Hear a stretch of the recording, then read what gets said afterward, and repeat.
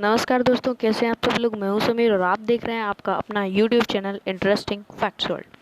तो आज का टॉपिक है top 10 GK questions, answer them if you can. तो इन 10 क्वेश्चंस में से आप 6 के आंसर्स दे दीजिए, तभी मैं आपको जीनियस मानूंगा। तो चलिए आज का ये वीडियो स्टार्ट करते हैं। तो क्वेश्चन नंबर फर्स्ट आता है कि उत्तर गुप्त युग में जो विश्वविद्यालय प्रसिद्ध हो गया था, तो उत्तर गुप्त युग में जो विश्वविद्यालय प्रसिद्ध हो गया था उसका नाम आपको इन 4 ऑप्शंस में सिलेक्ट करना है। एक कांची, दूसरा तक्षशिला, तीसरा नालंदा और वल्लभी। तो जल्दी दीजिए आंसर। तो इसका आंसर चलिए मैं बता देता हूँ।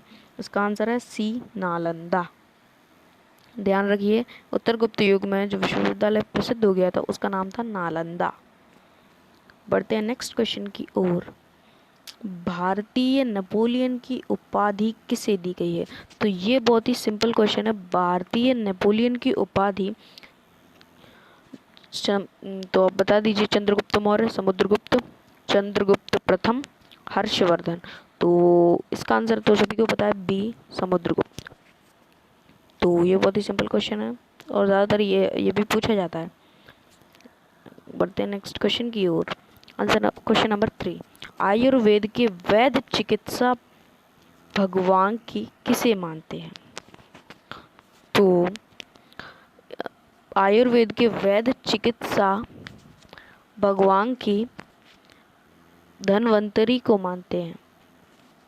ये क्वेश्चन भी बहुत रेयर है और पूछा भी जाता है। ये बहुत ही डिफिकल्ट क्वेश्चन बट पूछा जाता है कॉम्पिटिटिव एग्जाम्स में, तो इसे भी आपको याद रखना है। तो आयुर्वेद के वैद्य चिकित्सा भगवान की धन्वंतरी को माना जाता है। तो बढ़ते हैं नेक्स्ट क्वेश्चन की ओर। Question number 4। पहला ज्ञात गुप्त शासक कौन था?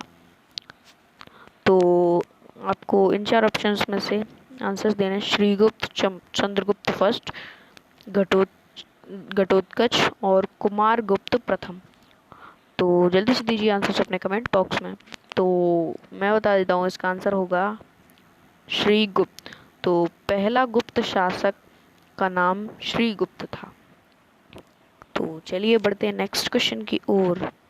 और नेक्स्ट क्वेश्चन आ रहा है, रोमन साम्राज्य के साथ भारत का व्यापार रोम पर किसके द्वारा आक्रमण के साथ समाप्त हो गया था? तो इसका आंसर अरबों द्वारा, हंगेरियाओं द्वारा और 2 ऑप्शंस और हैं, हूणों द्वारा और तुकोन द्वारा। तो इसका आंसर है हूणों द्वारा। ये क्वेश्चन भी पूछा जाता है, तो इसको भी आपको याद रखना है। क्या है इसका आंसर? हूणों द्वारा। एक बार क्वेश्चन और देख लीजिए। रोमन साम्राज्य के साथ भारत का व्यापार रोम पर किसके द्वारा आक्रमण के साथ समाप्त हो गया? तो इसका आंसर है हूणों द्वारा। तो बढ़ते हैं नेक्स्ट 6th क्वेश्चन की ओर। तो 6th क्वेश्चन है, आर्यभट्ट और वराह मिहिर के सुविख्यात नाम किसके युग के साथ संबंधित हैं? तो आर्यभट्ट और वराह मिहिर के सुविख्यात नाम, इन 4 ऑप्शंस में से कोई एक ऑप्शन है तो जल्दी से कमेंट करके बता दीजिए।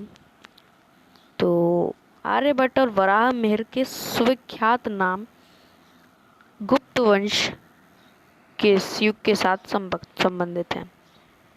ये क्वेश्चन भी बहुत पूछा जाता है, तो इसे भी आपको याद रखना है। वैसे पूछे तो सारे जाते हैं बट कुछ रेयर होते हैं जो कठिन भी होते हैं और पूछे भी जाते हैं। तो बढ़ते हैं नेक्स्ट 7th, आ गए हम 7th क्वेश्चन की ओर। तो इलाहाबाद के स्तंभ में किसकी उपलब्धियां उत्कीर्ण हैं? तो इन 4 ऑप्शंस में से आपको आंसर देना है। चंद्रगुप्त, समुद्रगुप्त, विक्रमादित्य और स्कंदगुप्त। तो इलाहाबाद के स्तंभ में दीजिए जल्दी से आंसर। में समुद्रगुप्त की उपलब्धियां उत्कीर्ण हैं। ये क्वेश्चन भी इम्पोर्टेंट है, इसे भी याद रखना है आपको, और ना हो तो स्क्रीनशॉट ले लेना हर क्वेश्चन का और आंसर का। क्वेश्चन नंबर 8, चीनी यात्री फाहियान किस गुप्त शासक के शासन काल के दौरान भारत आया था? तो चीनी यात्री फाहियान किस गुप्त शासक के दौरान शासक के शासनकाल के दौरान भारत आया था? तो चीनी यात्री फाहियान चंद्रगुप्त सेकंड के शासन काल के दौरान भारत आया था। तो ये भी आपको याद रखना है, चंद्रगुप्त सेकंड। बढ़ते हैं नेक्स्ट क्वेश्चन की ओर, और ये कुछ इस टाइप का क्वेश्चन है। गुप्त शासकों के बारे में निम्न में से कौन सा कथन सही नहीं है?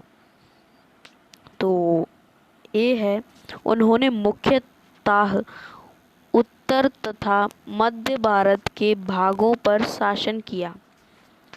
ऑप्शन नंबर बी, राजपद वंशागत तथा और सिंहासन सदा सबसे बड़े पुत्र को मिलता था। तो इसका आंसर बी हो जाएगा। तो इसमें क्या है, इसमें स्पेस नहीं दिया गया है, तो इसी वजह से ये थोड़ा सा डिफिकल्ट है पढ़ने में, बट आप इसे देख लीजिएगा, यही इसका आंसर है बी। आप इसका स्क्रीनशॉट भी ले सकते हैं, ये भी इम्पोर्टेंट क्वेश्चन है। तो बढ़ते हैं लास्ट क्वेश्चन की ओर, और लास्ट क्वेश्चन कुछ ऐसा है, कवि कालिदास किसके राजकवि थे? तो ऑप्शन नंबर ए है Chandragupta Maurya, option number B Samudragupta, option number C Chandragupta second और कुमारगुप्त। तो जल्दी से दीजिए अपने आंसर्स कमेंट बॉक्स में। तो कवि कालिदास चंद्रगुप्त सेकंड के राजकवि थे। तो कैसा लगा आज का आपको ये वीडियो, कमेंट करके ज़रूर बताना, और अगर आपने अभी तक चैनल को सब्सक्राइब नहीं किया तो चैनल को सब्सक्राइब कर लेना और बेल आइकन ज़रूर दबा देना, जिससे हमारे चैनल के सारे नोटिफिकेशंस आप तक जल्द से जल्द पहुंच जाएं। तो लाइक कर देना प्लीज़। धन्यवाद वीडियो देखने के लिए।